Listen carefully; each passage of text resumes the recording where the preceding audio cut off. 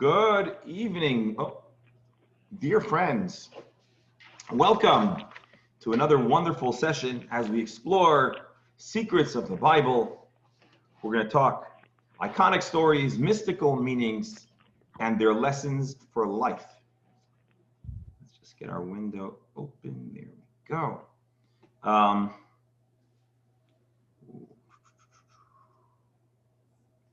One more setting. We're going to... All right, there we go. So tonight's lesson, if I was going to give it another title, I would call it the Kabbalah of Family Dysfunction. The Kabbalah of Family Dysfunction. And of course, dysfunction is one of the components of the human condition. And today we're going to explore a story in the Bible, the friction, the tension, the fight that existed between Joseph and his brothers, and we're going to see how the secrets of Kabbalah allow us to reimagine and have a deeper appreciation and perspective of this story. The story that we're going to reveal to you today is full of twists, turns, and shocking reveals. This is a story that is a true thriller. We're going to uncover the tale of Joseph and his brothers, and we're actually going to be exploring this evening the longest single narrative of the Bible, 10 whole chapters. The story we're going to see has sibling rivalry, kidnapping, false imprisonment, dreams, and a riches to riches ending. But first, we're going to have to take a look at the story inside. And you may have heard of Joseph and the amazing Technicolor Dreamcoat, but today we're going to talk about Joseph and an amazing drama of real epic historic proportions. And of course, we're going to be using the Kabbalah as our guide. My dear friends, you're in for a treat tonight as we discuss Joseph and his brothers, the mystical tale, or as I like to call it, the Kabbalah of a family dysfunction. We're going to explore the story. We're going to ask some questions. We're going to allow the Kabbalah to help us piece it back together. We're going to answer those questions and provide some special lessons in our own lives. There's a lot to discover, so please join me as we explore the story of Joseph and his brothers. As we've been doing these last several weeks, we're going to have a little video that's going to narrate the biblical part of the story.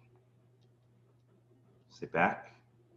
Actually, I'm going to check my settings, make sure we're optimized. Share computer sound. All right, sit back, relax. When I start the video, do me a favor, give me a thumbs up if you can hear the sound so I know that we're good.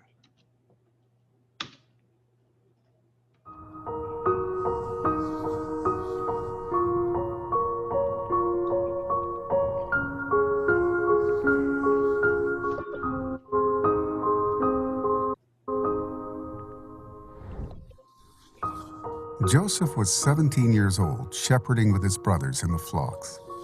And Joseph brought bad word of them to their father. Israel loved Joseph more than all his sons, as he was a child of old age to him, and he made him a striped coat. His brothers saw that their father loved him more than all his brothers, and they hated him. And they were not able to speak peaceably with him. Joseph dreamed a dream and told his brothers, "Here we were bundling sheaves in the middle of the field, and here my sheaf arose and also stood upright. And here your sheaves surrounded, and they bowed to my sheaf." His brothers said to him, "Shall you then reign over us, or will you rule over us?" And they hated him yet the more for his dreams and for his words. He again dreamed another dream and related it to his brothers, and he said, "Here I have dreamed another dream, and behold, the sun, the moon, and 11 stars were bowing to me." His brothers envied him, but his father guarded the matter. Things come to a head when, one day, Jacob sends Joseph to check on his brothers, who are out shepherding the flocks in the countryside. They saw him from afar, and when he had yet to come near to them, they schemed against him to put him to death. And they said to one another, "Here comes the dreamer. Now let us go and kill him and throw him into one of the pits, and we will say, 'An evil beast has devoured him,' and we shall see what will become of his dreams." Reuben, the eldest of the brothers, dissuades the others from committing outright murder, suggesting that, instead, they throw him into one of the pits out there in the wilderness. When Joseph came to his brothers, they stripped Joseph of his coat, the striped coat that was on him, and they took him and threw him into the pit.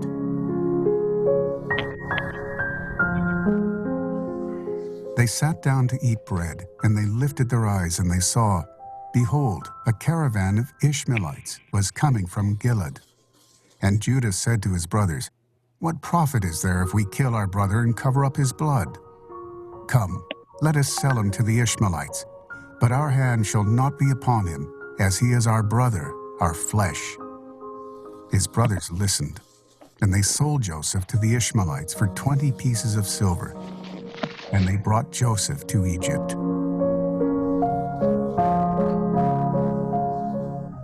They took Joseph's coat, and they slaughtered a hairy goat, and they dipped the coat in the blood. They sent the striped coat to their father, and they said, "We found this. Please recognize. Is it your son's coat or not?" He recognized it and said, "My son's coat. An evil beast has devoured him. Torn. Joseph is torn." And he mourned his son many days.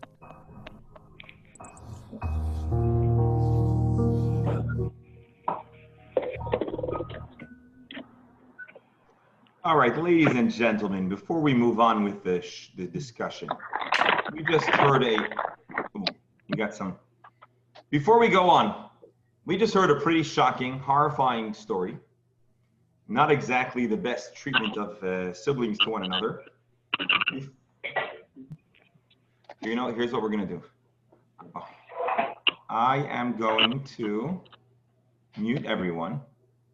And I'm going to ask you to unmute yourself one at a time if you have any major glaring questions that arise from the tale we've read. I'm not going to give any answers. I want to hear your questions. We'll move on, and at another juncture, we'll address them.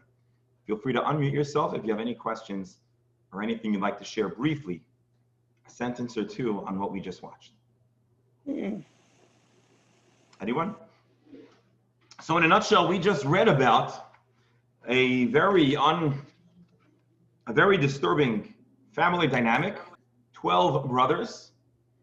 One of them seems to be pressing some buttons. He shares dreams, which dream of a dominance. The brothers don't like that, to put it mildly. And at a certain point, they sell him. They think they're going to throw him into a pit. They dip his coat in blood, and they share with their father that the brother has been killed, although he has not been. They end up selling him as a slave, and they come home and ask their father, "Do you recognize this coat?" The father gets the message. Apparently, their son is no more. Again, that was the summary. Any questions from that story or comments? Alrighty then, let's take a look at part 2 of this story. Are you ready?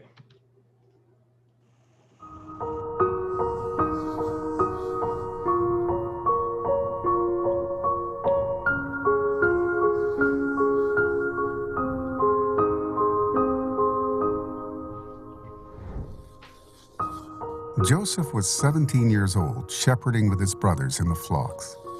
And Joseph brought bad word of them to their father. Israel loved Joseph more than all his sons, as he was a child of old age to him, and he made him a striped coat. His brothers saw that their father loved... We saw this already.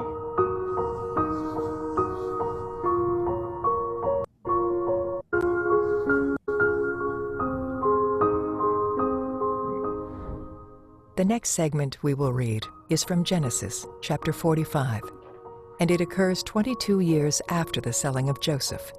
In the interim, this is what happened. Joseph was taken to Egypt and sold to Potiphar, a high-ranking officer in Pharaoh's court. Joseph was immensely successful in everything that he did. and he was put in charge of all his master's affairs. Potiphar's wife lusted after the beautiful and charismatic young slave, and she tried to seduce him. When Joseph rejected her advances, Potiphar's wife had him thrown into prison. After many years in prison, Joseph gained his freedom when he successfully interpreted Pharaoh's dreams, which predicted 7 years of plenty, followed by 7 years of famine. Pharaoh appointed Joseph viceroy of Egypt, and Joseph's successful planning saved the entire region from starvation. The famine also engulfed the land of Israel, and Joseph's brothers came to Egypt to purchase grain. Joseph recognized them, but they did not recognize him. Joseph accused his brothers of being spies. Taking one of the brothers as a hostage, he forced them to bring their youngest brother, Benjamin, to Egypt. At first, Jacob refused to send Benjamin to Egypt, but the famine was in full force, and soon their food ran out. Finally, Judah persuaded Jacob by vowing to assume personal responsibility for Benjamin's safety. When the brothers came to Egypt for the second time, Joseph framed Benjamin by planting his silver goblet in Benjamin's sack. He arrested the brothers and declared that Benjamin will remain in Egypt as his slave. Judah approaches Joseph to plead for Benjamin's release, offering himself as a slave in Benjamin's place. This is what happens next.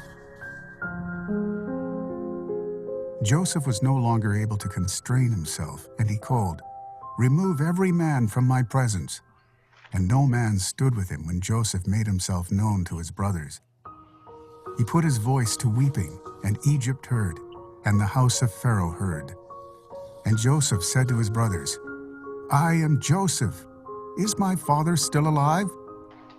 His brothers could not answer him, as they were bewildered before him.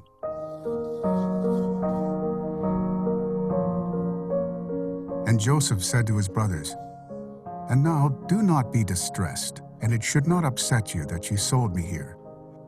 For as a source of livelihood, God has sent me before you. It is not you who sent me here, but God. Hurry and go up to my father and say to him, 'So said your son Joseph, God has placed me master to all of Egypt. Come down to me, do not delay.'" And that is how Jacob and his 12 sons, who would become the 12 tribes of Israel, ended up in Egypt.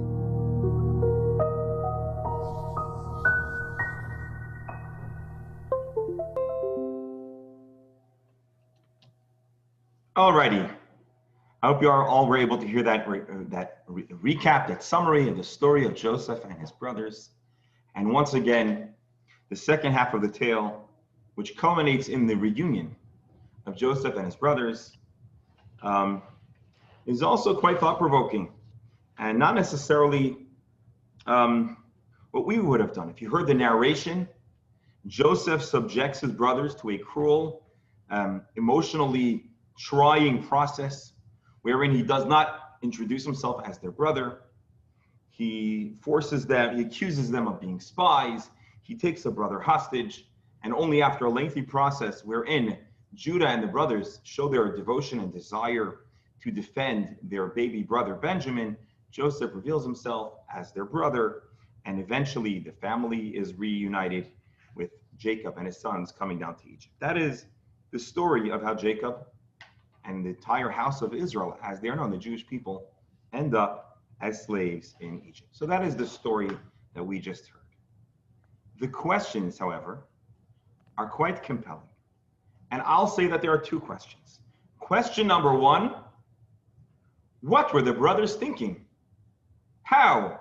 Why could brothers become so cruel to throw their brother into a pit, contemplate taking his life, selling him as a slave? What were the brothers thinking? How could they do such a thing? That's the question that primarily reverberates from narration number one. And then the second question, in a nutshell, is Joseph's behavior. Why did he treat his brothers the way they did when they arrived to Egypt? So let's discuss question one and then the second question. How could brothers treat their brother in such a horrific manner. So the reality is that those that have studied the Bible know that this would not be the first episode of sibling rivalry.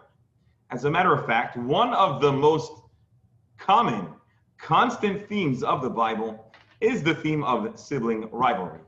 Those who recall the very first Parsha, the first Torah portion in the book of Genesis know there is a tragic murder of Cain to Abel. Cain murders his brother Abel.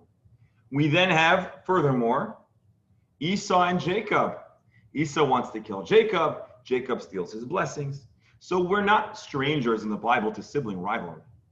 But the Bible presents the sons of Jacob as something different. As a matter of fact, and usually we present them not as evil people, but as righteous individuals. If you want to take a fast look, for those that have your books with you, you can turn to page 107.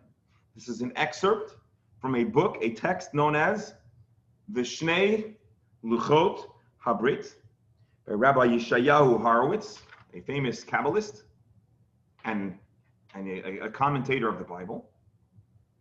And he makes the point, without reading the whole text, that in order to understand the story of Joseph and his brothers, we must realize that Jacob's sons are recorded and presented as great individuals. They were the fathers of the entirety of the house of Israel. As a matter of fact, according to the tradition, they're greater than angels. They represent a configuration of the Kabbalistic divine name of God, where it's a 4-letter word. Each letter is subdivided by 3 letters. And so the number 12 in Jewish tradition is a special Kabbalistic number relating to God's divine name.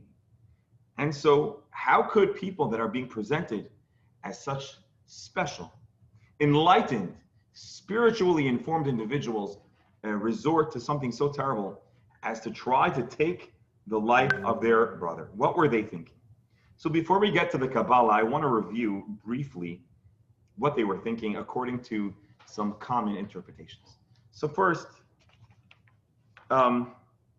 there's 3 general explanations. But before I give you that explanation, let's ask about Joseph's treatment. Why does Joseph play this manipulative, emotionally, he torments them by causing them to go through this whole process of being accused as spies and forcing them to defend themselves and to express remorse, and only then does he reveal himself. So why did the brothers why did they abuse their brother? Well, it is brought in the Talmud that it's partially Joseph and Jacob's fault. Remember, Jacob has 12 sons. Who is his favorite son? Joseph. And he treats him very clearly as a favorite son. He gives him preferential treatment, extra presents.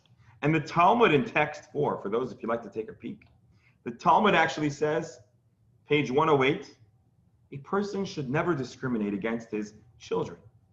Look what happened on account of the 2 sellas, a measurement of fine spun wool that Jacob gave Joseph more than other brothers. This provoked terrible jealousy and caused our fathers to end up in Egypt. So the Talmud places a little bit of blame on Jacob for the way he treated Joseph preferentially and in a more favored way than the other siblings. Now, parents can have favorites because they can't control themselves, but they would do well to keep that on the down low and not advertise and broadcast that fact.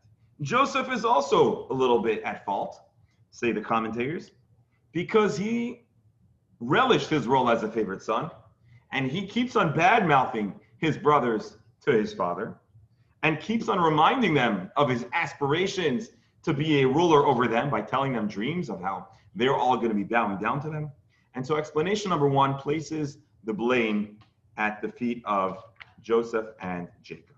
There's another explanation.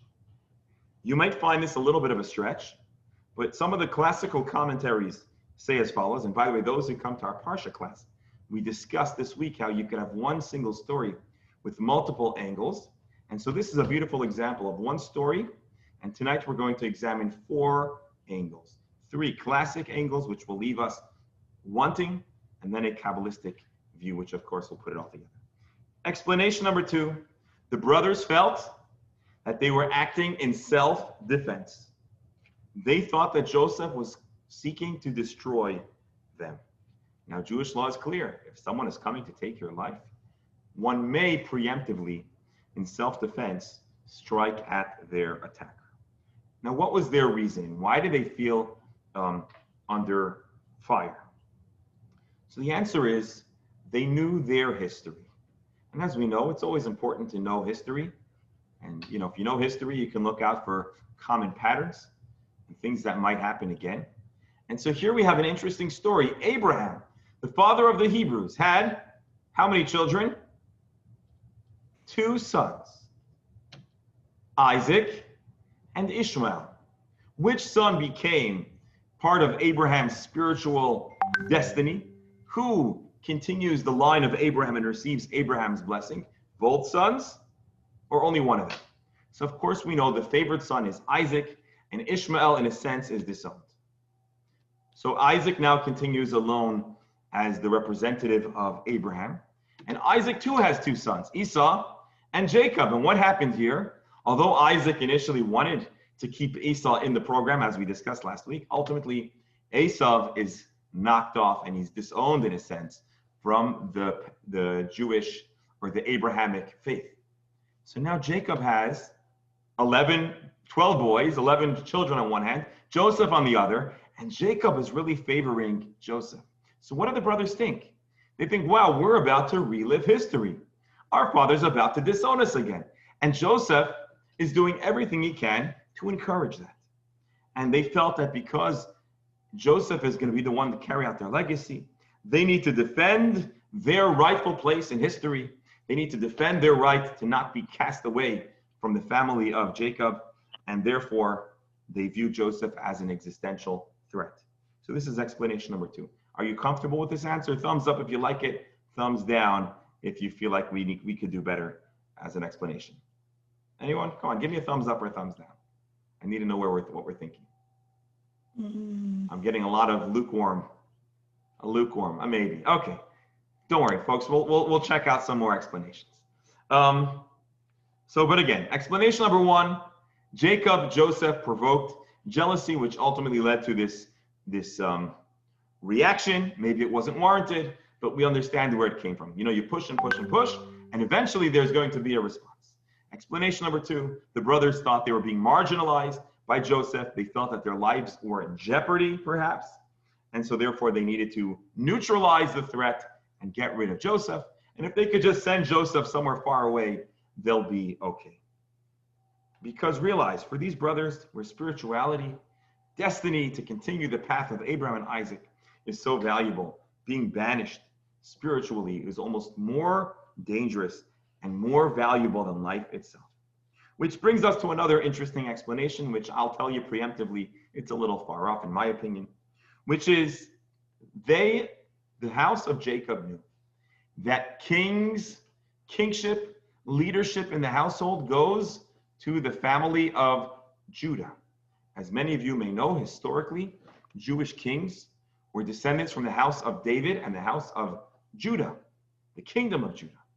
And so although that was really going to happen in the future, they felt that preemptively Joseph is declaring aspirations to be the future leader of the people, and he was going to be sidelining Judah, who was the rightful king, if you will, and therefore the brothers felt that they had to restore and defend the appropriate balance. And as a matter of fact, in Jewish tradition, you see here, just to take a look on the screen, Jewish sovereignty belongs to the tribe of Judah. Joseph had dreams of being the sovereign ruler, which in a sense is a kind of treason against the chosen future monarch of the Jewish people, of the children of Israel.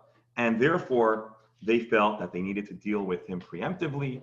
And in Jewish law, as was common in ancient law, treason, and maybe to this day, treason is punishable by the death penalty. So they felt that they were justified, if not killing him, to send him far away where he would no longer be a threat and destabilize the rulership of the Jewish people. And this, my dear friends, in a nutshell, are 3 theories to why Joseph and his brothers couldn't get along and why the brothers tried to get rid of him. If you'll ask me, as I shared with you already, this doesn't tell the full story. If we think that the 12 sons of Jacob were righteous, wonderful people, none of these explanations properly restore our ability to respect and value our ancestors. And it sounds like there's something going on. So we need to really dig a little deeper. We need to dig to the root of the conflict.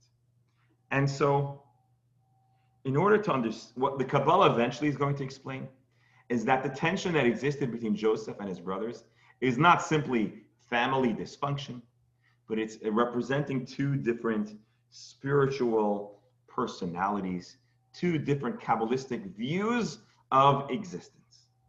And this divide is an internal divide. This tension and struggle is something that we find within ourselves.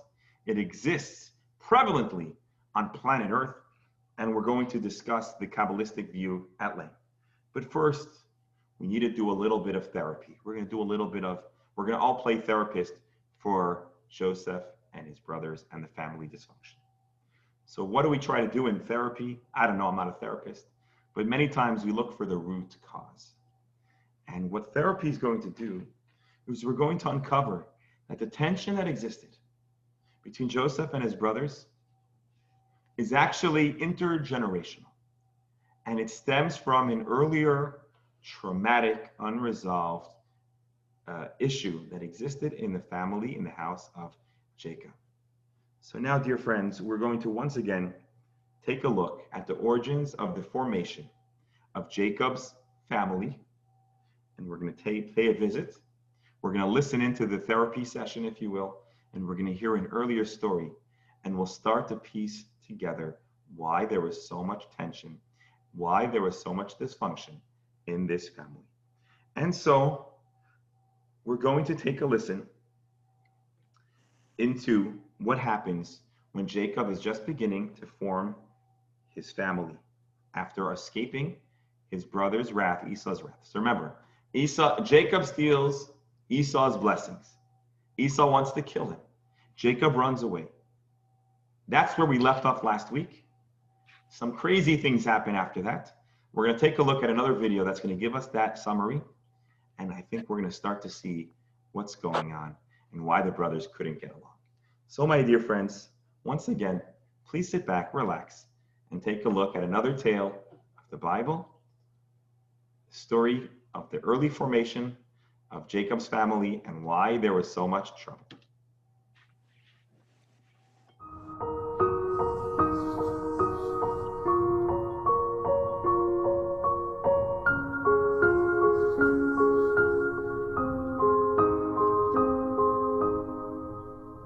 You know what, before we watch the video, in a nutshell, the kids are going to be blaming their parents, right? Every kid's problem is not their own fault. They're going to blame their parents. Right. And so what's happening here is we're going to see what went wrong with the parents and why the parents are at fault. Laban had 2 daughters. The name of the elder was Leah, and the name of the younger was Rachel. The eyes of Leah were tender, and Rachel was of beautiful form and beautiful appearance. Jacob loved Rachel, and he said, "I will serve you 7 years for Rachel, your younger daughter." Laban said, "Better I give her to you than I give her to another man. Stay with me." Jacob worked for Rachel 7 years, and they were in his eyes as a few days in his love for her. And Jacob said to Laban, "Bring here my wife, as my days are fulfilled, and I will come to her." Laban gathered all the people of the place and made a feast. It was in the evening, and he took his daughter Leah and brought her into him, and he came to her. It was in the morning, and behold, she is Leah. And he said to Laban, "What is this you have done to me?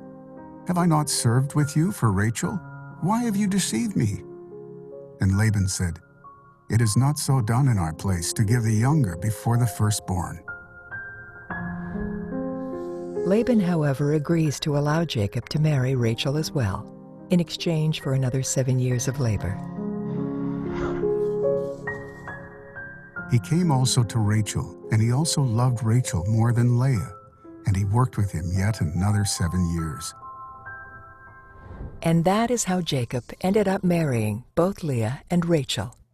Leah proceeded to have 4 children, one right after the other: Reuben, Simon, Levi, and Judah, while Rachel remained childless.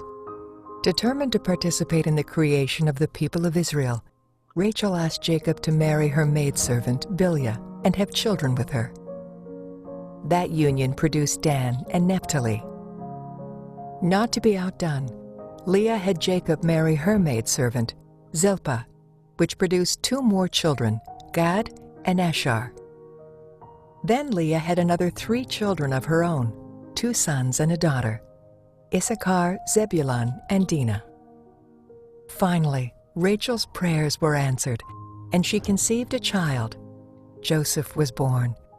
8 years later, Rachel had a second son, but she tragically died in childbirth.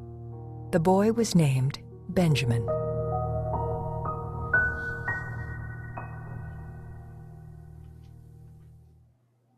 All right, folks, do you start to see the picture here?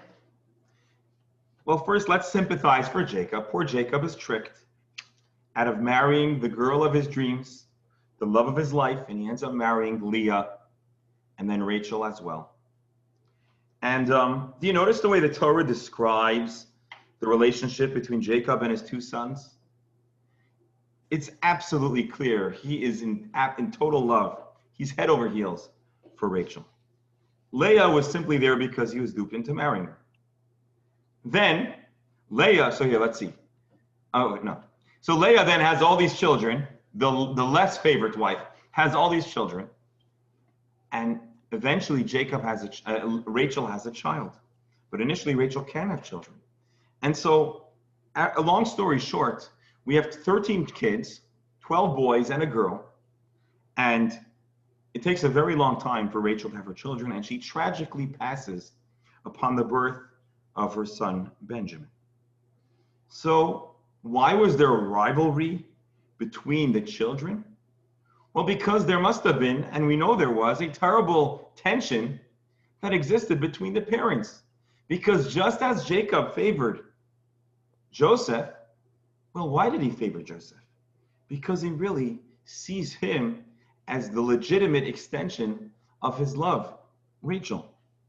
And now you know why he gave him extra favors, presents, a coat.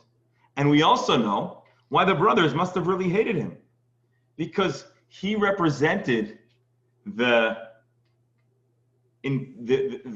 way that they felt, and maybe they were even perceived as inferior to the children of Rachel. And so now we understand why was there tension among the children? Because Joseph was more loved, because he was the child of the loved mother. And so now we can understand why the other brothers had a problem with that. They understood where Jacob's heart was. It wasn't with their mother, and it wasn't with them. And of course, they now feel jealous about it. They're angry. And it pushes them to do something that they certainly should not have done. All right.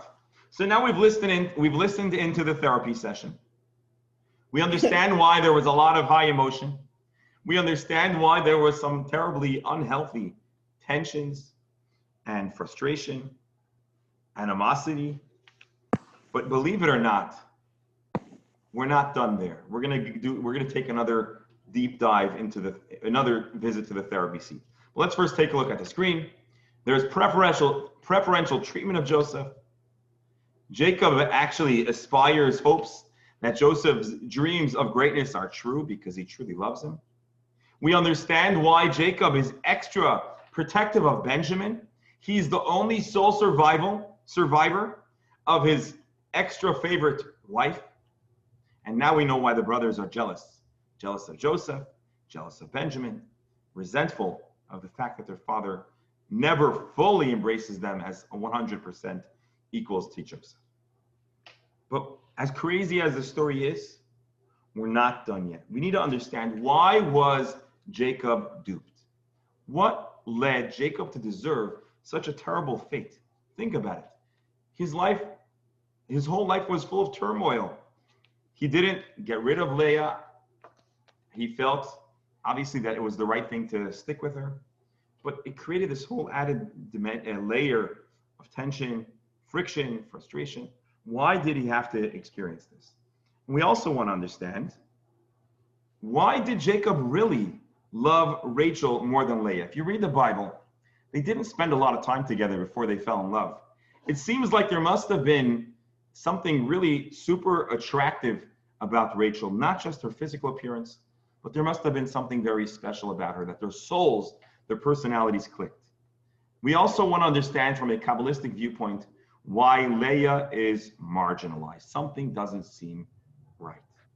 And so we want to understand what's really going on between Jacob and his wives. And in order to do that, we're going to take another visit to the therapist, and we're going to tie the way he relates to his wives to the Kabbalah of who their personalities were, what his personality was, what his soul destiny was, and what his wife's soul's destiny was. So I want you to think back to last week, if you were here. And if you weren't, don't worry, we'll make sure that we give a recap. Remember last week there was a story of Jacob stealing his brother's blessings? Ironically, there are many parallels between the story of Jacob duping his brother to Laban duping Jacob with the girls. In both instances, one brother is swapped for another. Let's see if we have this on the screen. Here, take a look at some parallels between the story of Jacob duping his brother, stealing his brother's blessings. Jacob to Esau. Jacob manipulates him to selling his firstborn right. He steals his blessings. So we see that he subverts, he takes away the right of the firstborn. Laban to Jacob makes the same comment. You wanted to subvert, you wanted to marry the younger girl before the older girl. No. It doesn't work that way. And as a matter of fact, if you want to take a fast peek, page 114, text 9, Leah plays along all night. I guess in those days it was dark, I don't know, but he didn't realize that he was with Leah. All night, here's Medrash Rabbah, page 114, text 9. All that night, Jacob was calling to her, Rachel, and she responded in kind, affirmatively. In the morning, the sun is out and he notices it's Leah. So Jacob says to her, Deceiveress, the daughter of deceiver, how could you be dishonest with me? Was I not calling you Rachel? And you were answering me? So what does she respond? Very clever. She said to him, every teacher has his pupils. When your father called you Esau, did you not say, yeah, that's me? So Jacob is duped almost identically to the way he is duped. He dupes his father. And Laban seems to understand that as well when he tells her that it is not right to put a younger child before an older. He's giving Jacob a little bit of a well-deserved critique. Number 2, Jacob tells his father Isaac, I am Esau. Well, that's what happens. Leah says that he's the wrong person. And then there's one more parallel. Jacob to Isaac. Do you remember how Jacob needs to put on a disguise? And so he puts on Esau's clothing, and he puts goat fur on his arms because Esau is very hairy. Well, guess what? Jacob is subject to torment by a hairy goat. When the brothers sell Joseph as slaves, they present him a bloody goat skin. And so we see there's a lot of parallels between the two stories. A deep connection between what Jacob did and what Jacob ultimately experiences. And if we want to take a look, here's where we start touching into the Kabbalah. Please join me on page 116. Page 116 of the book. If you don't have a book, well, first of all, call me afterwards and we'll arrange you to pick up the book. But we'll read it. I'll read it out loud as well. Page 116, text 11, the Zohar. The Zohar, by the way, is the most important Kabbalistic work of Jewish mysticism. The Zohar is a mystical commentary on the Torah. It is in Aramaic and Hebrew. And according to Jewish tradition, many of the teachings date back to Rabbi Shimon Bar Yochai, who lived in Israel in the 200s and 300s. The Zohar is one of the most important texts of Jewish mysticism. Here's the text. Jacob was correct in acting as he did. By stealing the blessing, Rebekah guides him to do so, and he was correct. Nevertheless, because he presented a hairy goat to deceive his father, that he is on his side, he was punished with another hairy goat, whose blood his children presented him. Regarding Jacob, it says, the skins of the goat kid she dressed upon his hands and upon the smoothness of his neck. Because of this, they dipped Joseph's coat in blood and presented him the coat to deceive him. It all corresponds to one another. In Judaism, there is an idea, and in the Kabbalah, there's an idea called midah kineged midah. There's a sense of karma or balance, and because Jacob treats his father in a certain way, he is subjected to a similar treatment. Lynn, did you want to ask something or say something? You're muted, so go ahead. Please unmute yourself. Go ahead. Lynn, we don't hear you. Go ahead. No, we still don't hear you.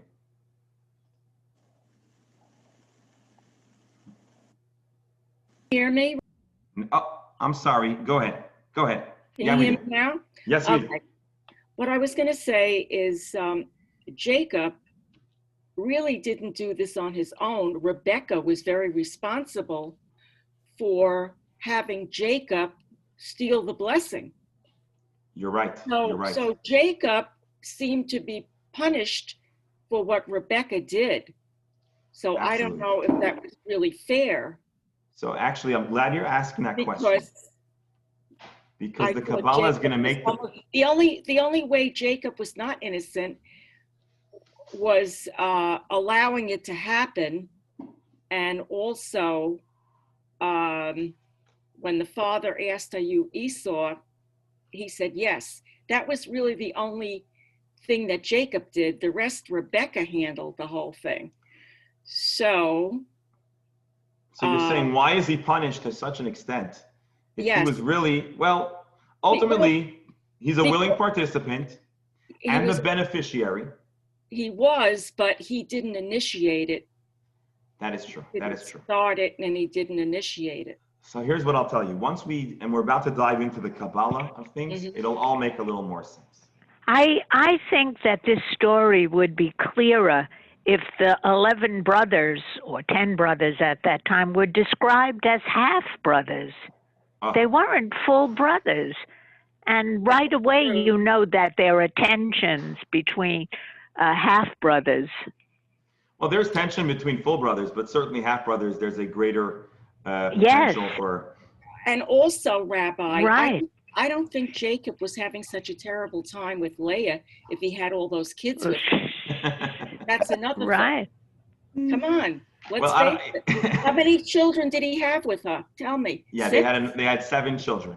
Well, come on. They obviously interacted as full-fledged husband and wife. That's the right. point. Yeah, the point Jacob wasn't, I mean. Yes. The point that remains is that she still wasn't the favorite wife. But you're 100% correct. He loved her, but he loved Rachel more. Of course, but he still had a relationship with Leah. Absolutely. It wasn't that he suffered. No. It's not so much that he suffered from Leah. It's that he was destined to have this complex. I know, but still. I hear you. So where did the other brothers come from? There were 7 children with Leah. Do the maids' children count? Yes. A total of 12. Oh, and he had fun with the maids too. That's right. I don't think he was so. All right, let's see what the Kabbalah has to say about this. He did okay. Jacob did okay. All right. So there's a thread of deception. Jacob steals his brother's blessings. That's him being deceitful. Laban tricks Jacob into marrying Leah. That's his return. And because of the tension that develops from this event, the brothers end up selling Joseph. But what really is the parallel between Jacob stealing blessings and him being forced or tricked into marrying Leah? So let's take a look. You know why Jacob has to marry? You know why Jacob has to marry Leah? I need you all, if you don't mind, to turn to page 117, text 12. Because due to the fact that Jacob takes away Esau's blessing, the blessing of the dew of the heaven and the fat of the earth, he is therefore compelled to marry Leah. Why? So the Talmud says as follows, page 117, text 12. Leah heard people talking. They're two brothers, or two siblings, Rebecca and Laban. Rebecca has two sons. Laban has two daughters. The older son marries the older daughter, and the younger son marries the younger daughter. Who was the older son of Rebecca? Esau. Right. So she would sit at the crossroads and ask, how does this older man, what is this older boy, my bashert, what is he like? And they say, oh, Esau, he's a wicked man, he's a robber, he's a thief. He's in and out of correctional facilities. Then she said, okay, and what about the younger boy? Oh, he's a naches. He's a wonderful guy. He dwells in tents, which I guess then meant he was a doctor and a lawyer and an accountant all as one. He was a true naches. And you know what happened when she heard that she's going to marry the no-goodnik, the troublemaker, the guy who's going to be in and out of jail? She wept until her eyelashes fell out. What does this really mean? Leah was Esau's soulmate. It also means she had a lot of tears. Yeah. Well, she was meant to marry Esau. Well, Jacob messed around with Esau. He stole Esau's blessings. Now he's going to have to take on and marry Leah. I know, Lynn, you're saying that doesn't sound like a miserable life, but let's see. So let's understand what's going on over here. So as you may recall, according to the Kabbalah, there's two types of personalities. There is the tzaddik personality, a person who has life easy.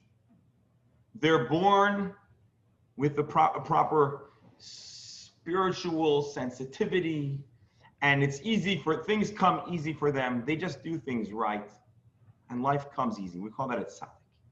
And then you have the What do you call it? What do you call it? A tzaddik, literally a righteous person, but here we're using the word in a little bit of a different context.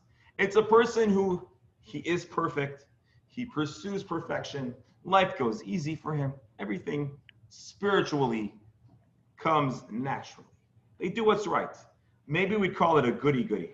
You know, you have some people that are just born and just things click for them, and they're good at academics, and they're good in school, and they're, and then you have other people that live a much more turbulent life.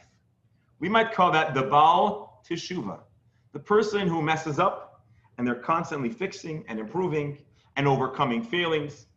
This is the person who, in a sense, is very much engaged in everything life has to offer, the good, the bad, and the ugly, and they're constantly trying to improve and repair. If we'll take a look at text 118, the essential difference between the Jewish people, the tribes of Israel, is you have the Leah dynamic, Teshuvah, engaging in life, falling, repairing, fixing. And then you have the Rachel paradigm, Tzaddikim. And so what the Kabbalah is saying is that Rachel and Leah were two kinds of personalities. Rachel was the one whose life works easy and everything came naturally, whereas Leah is the one who has to fight for everything she's got. And the text continues, this is the meaning of the verse. Rachel was of beautiful form and beautiful appearance. Rachel is the kind of person who is spiritually perfect, righteous, no blemish. And that's what Jacob felt at home with. Not just because everyone wants a perfect person. No, that's not what we're saying. Jacob, the goody-goody, the person who everything came easy for him, was to marry Rachel, the one who was more spiritually inclined. Because that's the kind of lifestyle that Jacob, or the personality that Jacob had. Jacob is the wholesome guy, the dweller of tents. He's all about staying inside, being insulated from any of the trouble and torment that real life has to offer. And that's what it means that Rebecca has 2 children, and Esau is going to marry Leah, and Jacob is going to marry Rachel. Leah's life was to be a person who engages in the world and tries to do better, tries to improve, and to make the world better along with him. And so the idea that the Kabbalah shares is that the personalities of Jacob and Rachel aligned. The personality of Esau and Leah aligned. Not just personalities, but life's mission. And so what happens? Jacob, as far as he wanted, and as far as, here, let's take a look here. Let's take a look at the screen to just give a fast recap. Isaac understood that he has 2 boys. Esau's mission is to develop the material world, to be a hunter, to struggle, to fight, and ultimately to bring the material world and everything that's not exactly holy into the realm of divinity. And Jacob was to be all spiritual and abstract and to take care of the spiritual world. Rebecca, as you may recall, sidelines Esau. She said, oh, this boy is corrupted. Instead of making the world better, the world took him down. And therefore, Rebecca felt that Jacob needs to have 2 destinies, a material destiny, I don't know if you remember we discussed this last week, and a spiritual destiny. Now, if Jacob embraces both styles, he's going to have to now symbolically pick up the woman who will not have any place because Esau has been sidelined. And so what Jacob wanted to do is to exclusively focus on the spiritual, the abstract, the holy. That's what he wanted to do. He was a guy who liked art galleries and museums. He wasn't a guy who wanted to get dirty and messy. Whereas Jacob's mission ultimately is he has to straddle both worlds. So now we understand. Rachel represents what he truly felt at home with, what he truly desired, being removed from the messiness of this world. That's what Rachel stands for.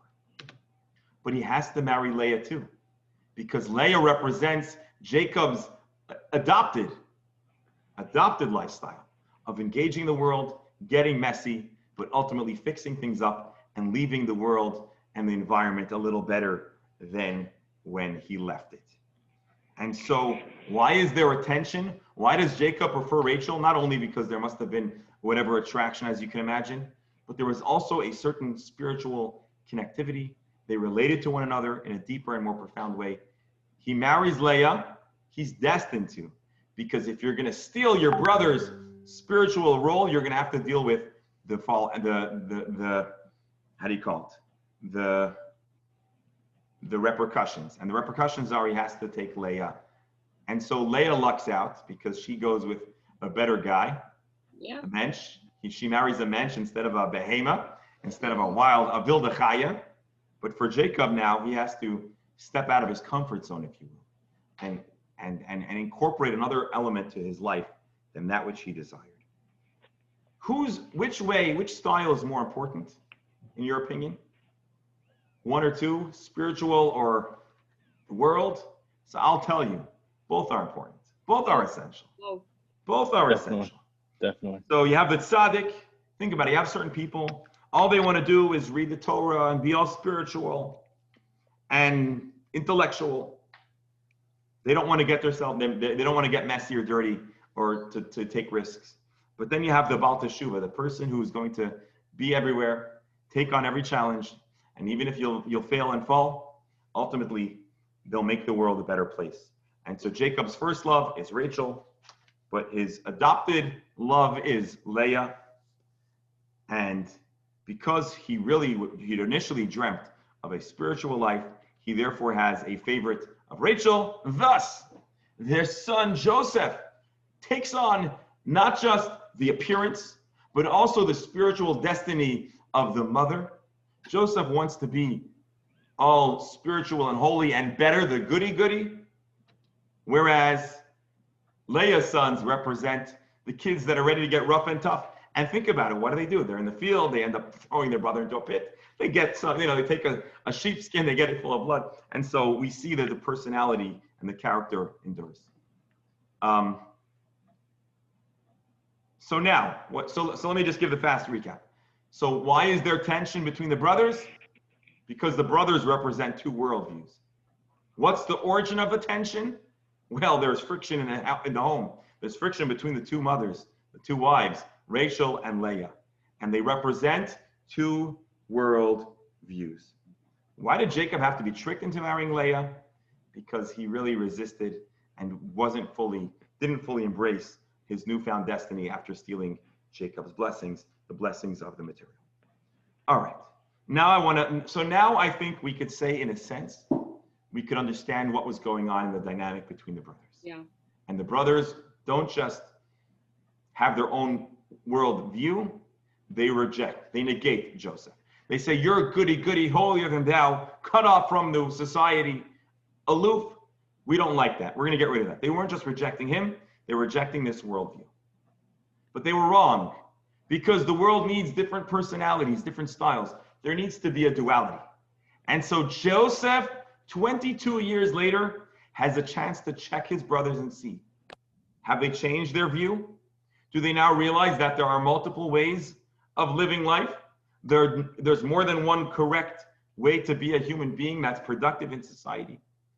And so Joseph presents an opportunity to repeat their crime. They got rid of Joseph. He gives them the opportunity to easily abandon their brother Benjamin, Joseph's brother. When the brothers show that they are no longer willing to abandon their brother, but they'll put up every fight to protect him, it represents an evolution, a development in the way they see the world. That they realize that there's the Rachel paradigm, there's the Leah paradigm, and both are valuable and important.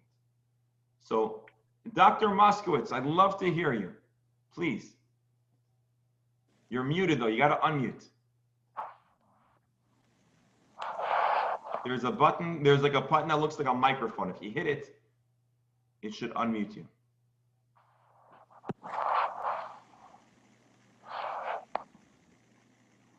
Not the only one. Doctor, you got it? You see, there should be a little button that says unmute, and you have to hit OK. Towards the bottom of the screen, if that helps.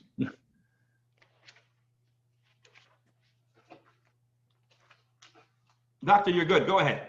Hear me? We hear you. Please share your thoughts. I don't have anything to say except Joseph was the beginning, the basis for the kingdom of David. What was the time span between Joseph and the King David? So actually, Joseph is the challenger to King David. You know what, Doctor? You're asking a great question. We're going to actually go for the final 10 minutes or so that we have here. We're going to do a little history, and I'll show you how the children of Joseph and the children of the other children have a historic continuing friction between the two of them. Yeah, so the timeline is what bothers me. When did they 12 join? Actually, it was 13 because one had two. Joseph had right. I had a lot of questions here. One, who? Go ahead, get on with this because we'll finish up. You got a lot to cover. But there's a timeline between Joseph and the King David. Correct. Very true. And what's that timeline? Does the Bible tell us that timeline? There's a long time between Joseph and his brothers and the kings of Judah. But leadership doesn't start with kingship. It happens many years before. So there's a gradual development towards the monarchy in Israel. And we'll review that briefly in a moment. Text 3 says the basis for the kingdom of David is this story.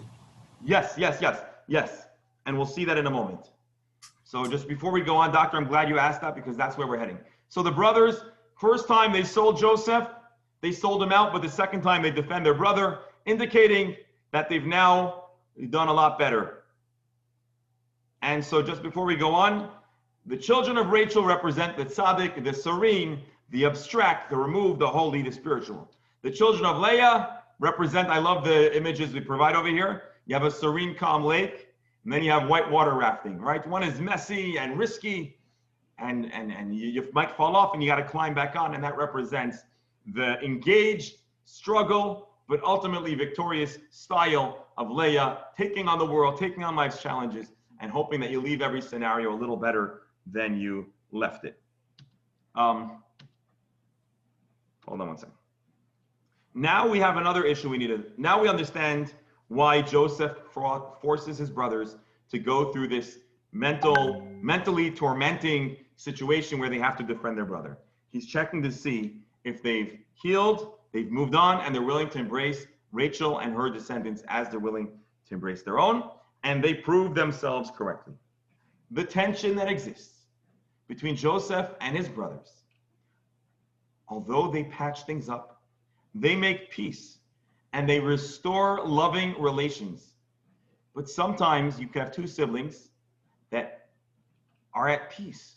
They love each other. But if they still have different personalities, there can yet remain an extreme degree of tension. Tension isn't always a problem. It represents the distinctions and the different styles they represent. And so the tension continues throughout history. So here's how I would give a little bit of a timeline. Personalities start in the heavens, in the spiritual worlds. Joseph and his brothers, their souls come from different places, influencing their personalities. That trickles into the biblical tension between Rachel, Leah, and Joseph and his brothers, which then take us to the next step. The Holy Temple in Israel had two primary locations. Initially, the tabernacle is built in the town of Shiloh or Shiloh. Has anyone here, with a raise of hand, been to Israel? Has anyone here been to Shiloh? I think our doctor's been to Shiloh. Anyone else has been to Shiloh?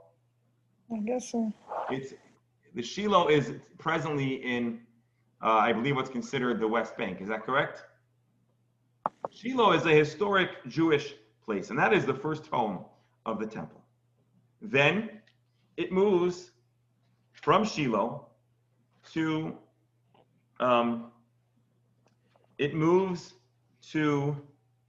Jerusalem. Shiloh belongs to Joseph. Jerusalem belongs to Judah.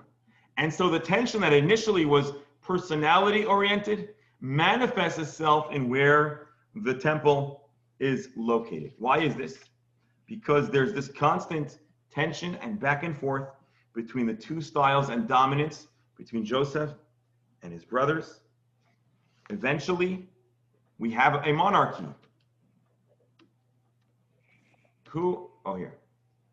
You have Joseph and Judah. Joseph is the prominent one in the family, right? He's the king or prince of Egypt. You know who takes over Moses? Joshua. Joshua is a descendant of Joseph, representing where the family of Joseph struggles to maintain influence and control over the Jewish people. Then, Dr. Moskowitz, the very first Jewish monarch, several hundred years later, approximately 400 years after the Jews enter Israel, is King Saul from the tribe of Benjamin, the family of Joseph, the family of Rachel. But then King David arrives on the scene. We have the house of David. But then tragedy strikes. As you may know, those that study the Bible, the Jewish people were once a united kingdom led by David and his descendants.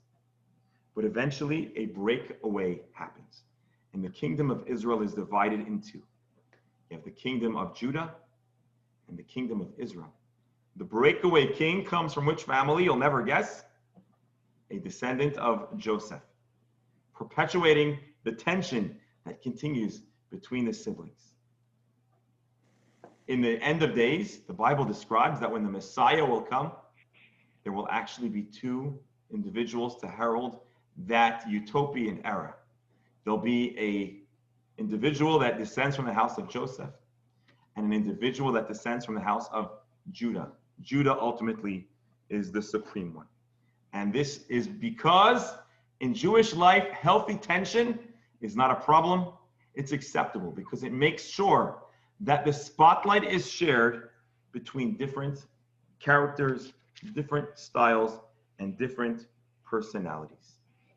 And the idea that it represents is an attempt to look upwards towards heaven, spirituality, and being abstract. On one hand, that's Joseph, but on the other hand, Judaism demands engagement, making differences in the world, changing people's minds, changing people's hearts, and making the world we live in a better place, even if that means getting our hands dirty, getting our hands messy, taking risks. And so these two ideas represented by the divide, the two lines in the Jewish people, are a reminder that both are crucial and necessary elements of human existence and of being Jewish people. Doctor, no, sorry. Go ahead. No, was that you? Yes. I'm not sure if I'm jumping ahead. If I am, I'm sorry. But the Mishkan was technically the first temple in the West Bank. Correct. I get that confused sometimes. Yes. So actually, it is confusing, and I'll tell you why. Because the Jewish people actually first had a tabernacle in the desert. But that tabernacle in the desert, once the Jews moved to Israel, turned into a slightly more permanent, steady structure. Okay. And it was actually created of animal skins and wood, which in the Kabbalistic paradigm are higher in the food chain, if you will. The Kabbalah describes, and this is brought in other early philosophies as well, you have different forms of existence. You have the animal kingdom or animal byproducts, you have vegetation, and then you have stone and other inanimate objects. And stone and inanimate objects being the lowest form, and wood and vegetation higher and more spiritual. And think about it, it's something that grows upwards. And then you have living beings, which have ultimate freedom and movement. And then you have human beings, which are represented in even higher form.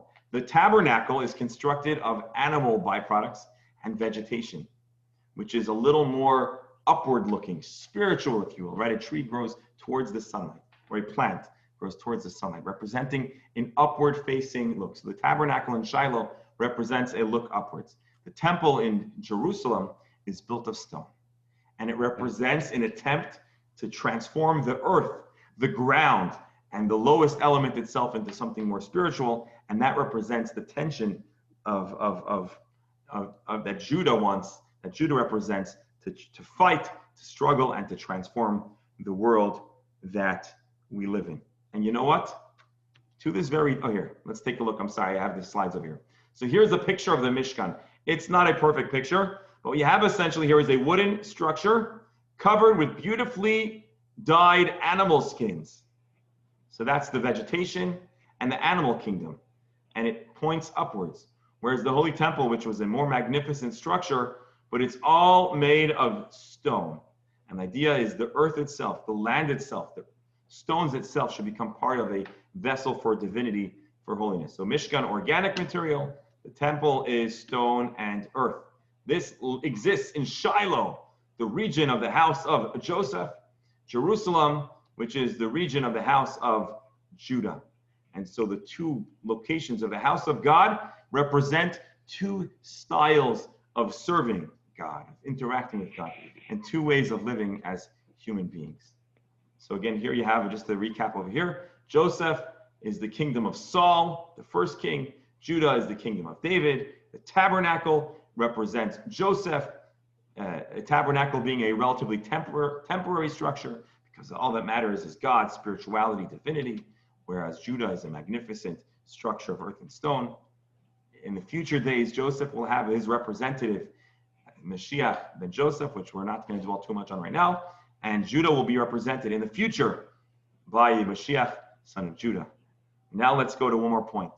Rachel. Rachel dies, as we mentioned, in child labor. They're on the road.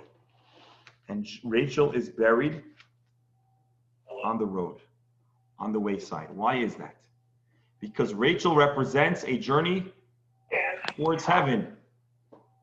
The road, it's a journey towards spirituality. Whereas Leah represents the Hebron, the destination transforming earth itself. And in today's world, I must say, here before we go to this, in today's world, you have different philosophies of Jewish communities. Even you have certain communities that are entirely inward facing. All they care about is their own Jewish community, their own spirituality. And dare I say, you have communities, for example, in parts of Israel, or even in parts of Brooklyn, where they do not care. And again, I'm a little critical of that, but in this class, I'm going to try to be understanding. They could care less about anybody else or anything else. All they're tasked with is thinking about their own spirituality and protecting themselves from anything that has a different view or perspective. That's something that exists. But of course, ideally, we need to be engaged with the world. We need to be advocates, proud representatives of Jewish ideals and values. But for the purpose of today's discussion, I'll give a degree of validity to both ways. You have those that want to remain in the tent, focused upwards between them and God, and then you have others that want to engage and be involved and make this world a different and better place. And that would be, in a sense, the Judah paradigm. So most of us, I'm sure, will agree that we need to get messy, make a difference, have conversations, be willing to be awkward, because the purpose is to make a difference and to share and look outwards towards other people. And that, in a sense, is the Judah paradigm. So you have people that want to just sit and learn and remain locked away. Then you have action, make a difference. So our picture here, if people are volunteering, concerned and compassionate about those around you. And these two styles and these two paradigms exist in different communities. But each of us in our own lives, we have moments where we need to be inward looking. We need to be concerned about our own spirituality or mental health and well-being. And there's times that we need to close the books, stop thinking about ourselves, and knock on the neighbor's door, ask if they're okay, ask if they need help, go onto Facebook and say, does anyone need help? Or however outreach looks like for ourselves to others in the 2020. And the idea is that we need to have both components. We need to be inward focused. We need to take a moment to meditate, to be concerned about our own well-being, but then we need to look outward. And so these two paradigms, the tension that exists initially in Jacob's two wives and his children, carries on to this day, and each of us have these two styles, these two perspectives. Which one is right? The real answer is neither one is right. Both are necessary. You can't be healthy. You can't help somebody else until you put on your own oxygen mask, right? That's what they tell you on the planes. Put on your own mask before helping others. And so the idea is we need to take a moment for ourselves, need to close our eyes, make sure we're mentally in a healthy place, but then go out, share, look after the well-being of somebody else. And so when we're locked in our home and meditating, we're being Joseph, and we're looking outwards, we're making a difference in the world, and we're willing to get messy to help another person, then we're being like Judah. And so the dysfunction, the tension that exists, although it's unfortunate, it's a healthy tension when done right. And it exists, as I said, and sometimes in a family, you can have a similar, dynamic. Some people are more inward focused, some are more outward focused. Obviously, family dynamics are a little more complicated than that. I don't mean to downplay real, complexity in a family relationship, but suffice it to say, if you find yourself with a little tension between siblings or others, just know you're not alone, and you're not the first time that a human being has had to deal with, this kind of tension. If we get it right, we can find the strengths of each person in that relationship. Mm-hmm. And that's the ideal. Easier said than done. And that's why Jacob and Joseph and Judah have a lot of tension in their story. I want to use one more paradigm, a Kabbalistic paradigm. Joseph is the path to find purpose, to find meaning. Judah is the goal to make or change the world. But you need to be on the journey to reach the destination. You need to care for yourself before you can arrive at someone else. And this, my dear friends, in a nutshell, is the famous historic friction that exists between the Jewish people. We've sat on the therapist's couch. We've eavesdropped into what happened between Jacob and his wives, Joseph and his brothers, Esau and Laban. It's not all pleasant. It's not all pretty, but it was all necessary. And it's part of the story that makes us who we are. These are the Kabbalistic viewpoints on the story of Joseph and his brothers, the biblical take on family dysfunction. I want to thank you all for joining us tonight, and I hope you'll join us next week as we talk about the broken tablets and the golden calf. For those of you that join us in the Parsha group, it'll be a wonderful new take on a story we discussed not long ago. I want to thank you all. Thank you. And as we bring the formal part of this discussion to a close, I remain here until if anyone, as long as someone is on here with any comments, I'm here for you. And obviously this conversation brings up so many further points that need elaboration. So don't feel compelled to stick on, but I'd love to sit and chat. So the chat is open, and just don't forget, you got to unmute yourself or we can't hear you. Go ahead. Who's first? You know, let's give Dr. Moskowitz, hold on. Let's give Dr. Moskowitz the first chance, because I know the doctor's he always makes my day when he beats me up. Go ahead. First of all, I have to make a correction. My wife corrected me. We were in Shiloh. For some reason, I would thought of Shiloh as being like the West Bank itself. But we were in the West Bank at the Intercontinental. Hold on, I just want to mess with this sound. Go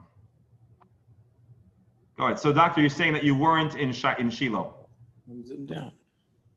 No. Dr. Aska Viva, was she in Shiloh? Ever? Dr. Moskowitz? Do you hear us? I think we lost you. Doctor? No, I want to correct that. And as far as I know, I still don't. If text 3 says that this is the basis for the kingdom of David, okay. Oh, here, hold on, doctor, hold on. I want you to. Can you I'm gonna just snap a picture because so many wonderful people here. Doctor, can you elaborate on your question? I'm gonna take a selfie with you all while we. You gotta take a selfie, right? Of course. All right, doctor. Basically, what we're saying is like this: in a family dynamic, although we didn't elaborate on this, everyone has their own role and place in the family dynamic. In the 12 or 13 children of Jacob, Judah was the natural leader, and the brothers themselves nominate him to be their spokesperson in a number of points in the story of the 12 tribes that we didn't really elaborate today. And so from the beginning of that family arrangement, Judah is, in a sense, the leader, the spokesperson, and the representative. That role continues in a tribal sense as the Jewish people expand and develop and go from a family to a clan to a series of tribes that make up a broader nation.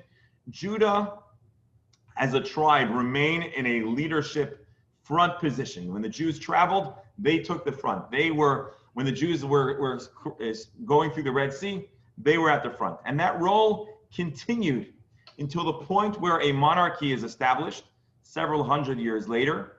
And at that point, the prophet who establishes prophecy, Samuel, after King Saul, appoints David, who is from the house of Judah, as the first monarch from the tribe of Judah.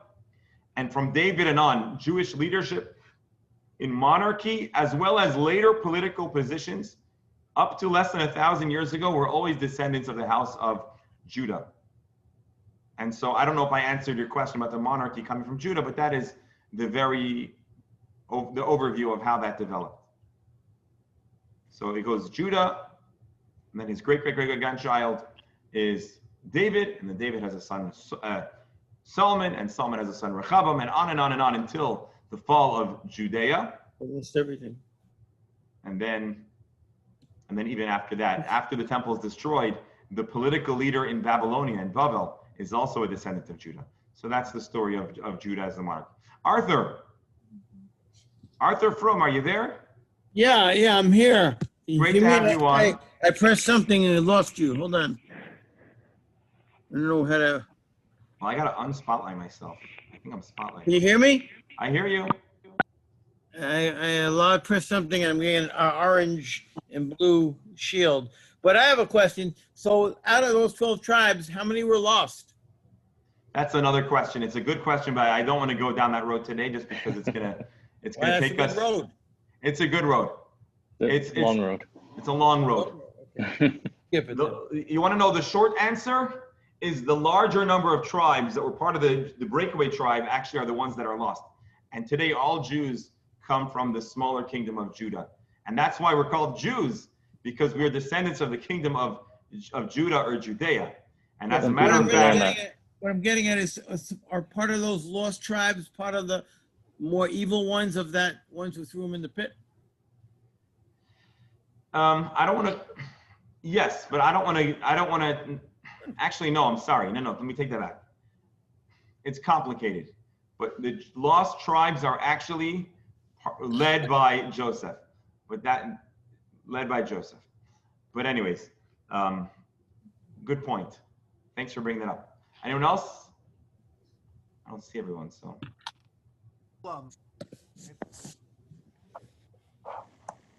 Changing the view. All right, who's next? Reb Noyach. So I actually forgot my question. Okay, Maybe I'll remember it before this is over. no worries. Folks, before you all go, and again, I'm not going anywhere. I want to wish everyone a wonderful Thanksgiving. I'm thankful and grateful to have all of you here to help this conversation. And Have a wonderful Thanksgiving. Yes, definitely.